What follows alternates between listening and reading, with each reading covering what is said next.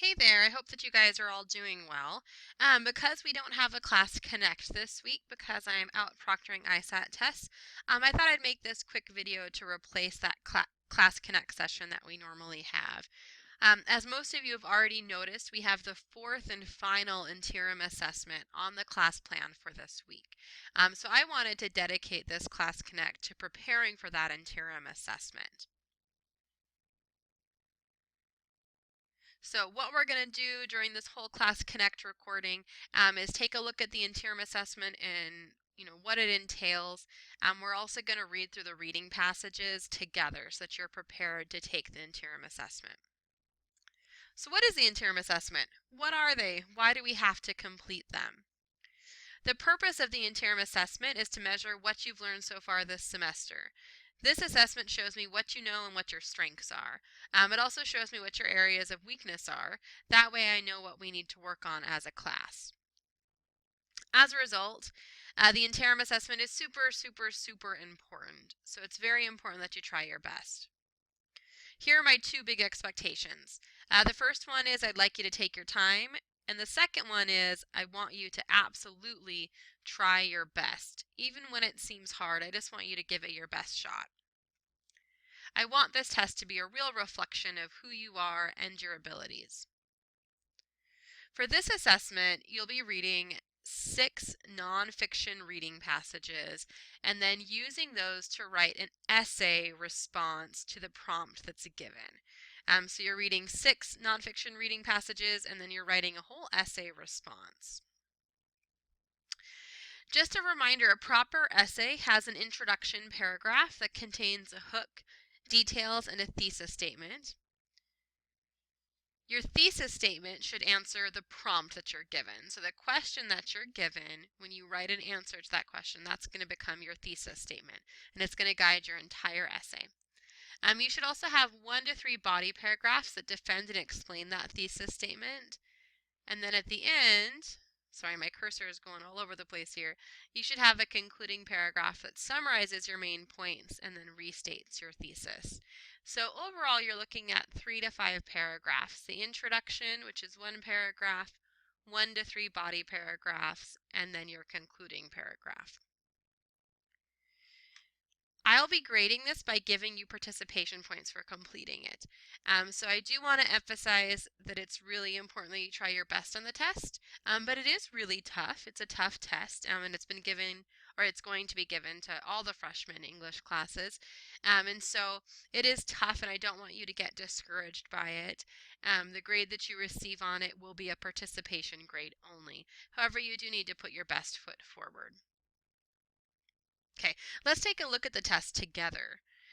This is what the beginning of the test is going to say. It says, today you will read a series of texts about the development of the Manhattan Project and President Truman's communication to Joseph Stalin regarding the atomic bomb. You will then write an essay. You are encouraged to take notes as you read and refer to them as you write. So as we read these texts together today, and as you reread them tomorrow when you take the test, don't be afraid to take notes. In fact, I encourage you to take notes. And whether those are handwritten notes or notes that you have on the computer, it's always good to have notes because then you can use those as you construct your essay.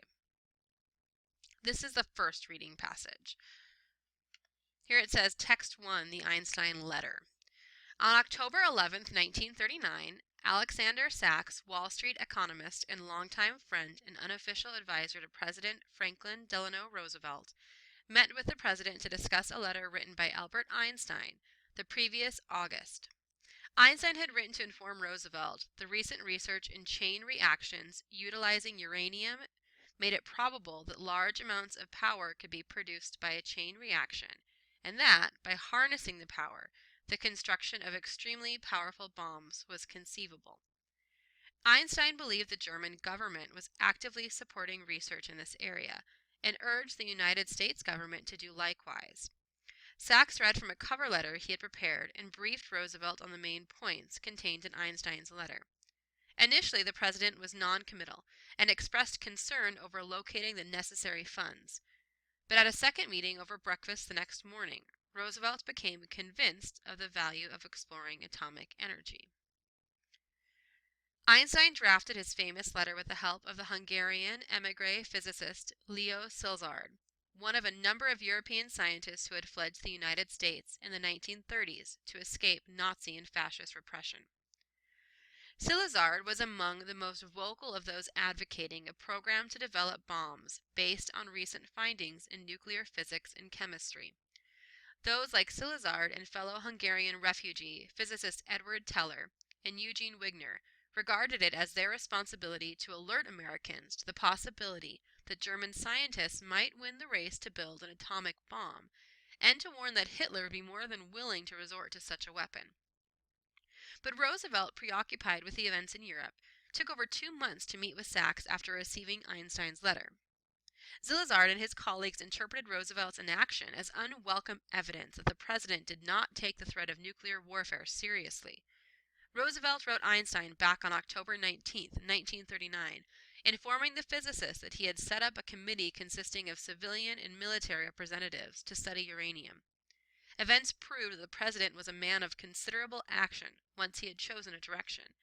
In fact, Roosevelt's approval of uranium research in October 1939, based on his belief that the United States could not take the risk of allowing Hitler to achieve unilateral possession of extremely powerful bombs, was merely the first decision among many that ultimately led to the establishment of the only atomic bomb effort that succeeded in World War II, the Manhattan Project. That's the end of text 1.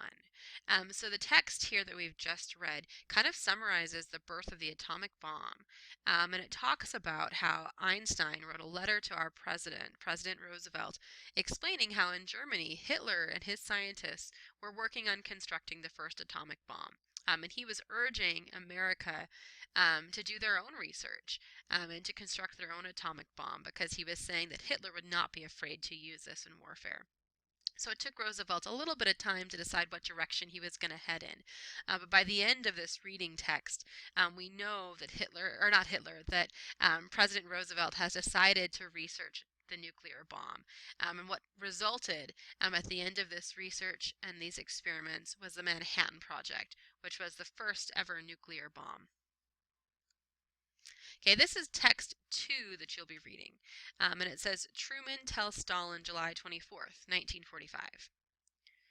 Most of the groups and individuals who had considered the subject, from the scientific panel to the writers of the Frank Report, believed it necessary to inform the USSR of the imminent success of the Manhattan Project.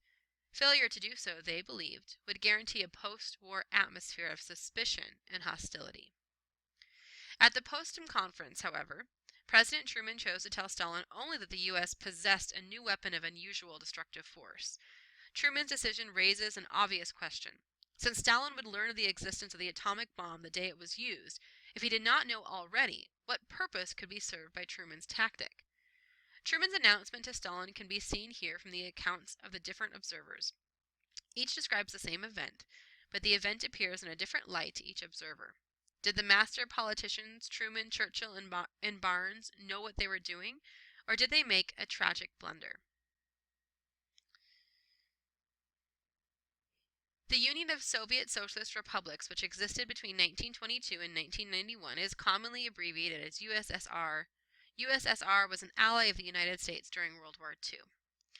So this section of text that we've just read is talking about President Truman and how when we made the atomic bomb, when we realized that the Manhattan Project was successful, Truman was encouraged to tell the USSR, who was an ally of the United States during World War II, that we had this atomic bomb. But Truman decided not to tell them. He explained that we had this new weapon of destruction, but he didn't explain that it was an atomic bomb, leaving the USSR to discover this and find out about it once it was used. Okay, here's text 3. Here it says, on July 24th, I casually mentioned to Stalin that we had a new weapon of unusual destructive force. The Russian premier showed no special interest. All he said was he was glad to hear it and hoped we would make good use of it against the Japanese. So this is President Truman's version of what happened. So in text 2, we learned, from a different perspective that President Truman was urged to tell Stalin about the bomb, and he really didn't. And here in text 3, we get President Truman's version. Okay, let's keep going. Okay, here is text 4 for us to read. Text 4 gives us British Prime Minister Winston Churchill's version. So this is Winston Churchill's version. I was perhaps 5 yards away, and I watched with the closest attention the momentous talk. I knew what the president was going to do. What was vital to measure was its effect on Stalin. I can see it all as if it were yesterday.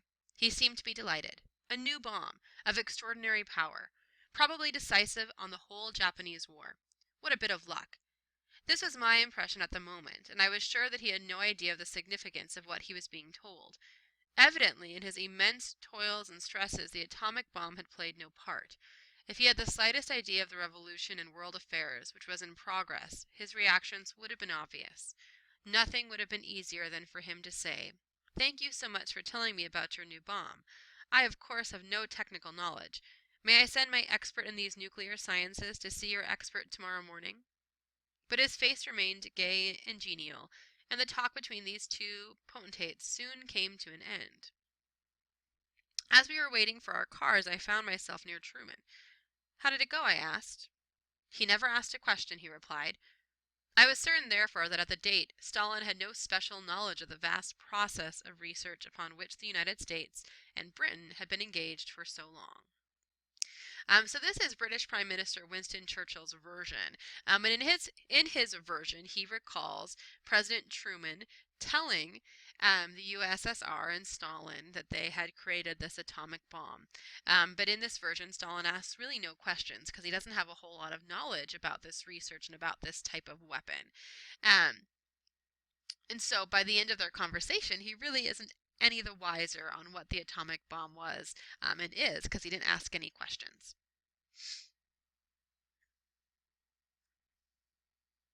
Okay, text 5, British Foreign Minister Anthony Eden's version.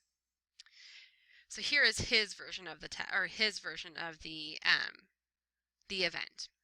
Here it says, "Mr. Churchill and I had previously discussed together the problem of telling Stalin, and if so, whether before the explosion of the bomb or after. If we did tell him, would he ask for the know-how at once? A refusal would be awkward, but inescapable.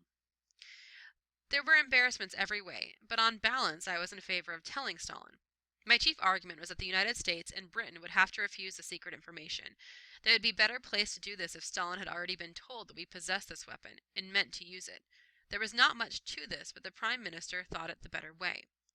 On the question of when Stalin was to be told, it was agreed that President Truman should do this after the conclusion of one of our meetings.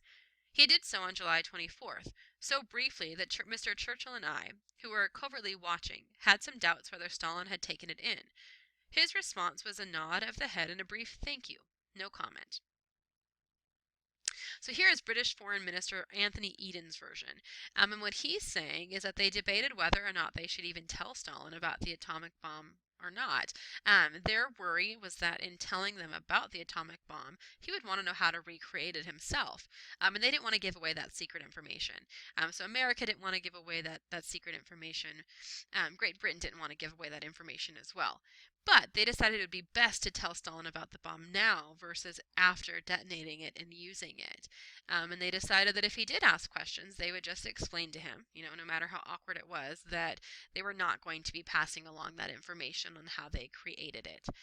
When they did tell Stalin about the bomb, so when President Truman did tell Stalin about the bomb, Stalin really didn't ask any questions. His response was just thank you, and he didn't have any comments. So that was British Foreign Minister Anthony Eden's version. Okay, our last text here is text 6, and it says Soviet Marshal Georgia Zakhov's version. I do not recall the exact date, but after the close of one of the formal meetings, Truman informed Stalin that the United States now possessed a bomb of exceptional power, without, however, naming it the atomic bomb. As was later written abroad at that moment, Churchill fixed his gaze on Stalin's face, closely observing his reaction. However, Stalin did not betray his feelings, and pretended that he saw nothing special in what Truman had imparted to him.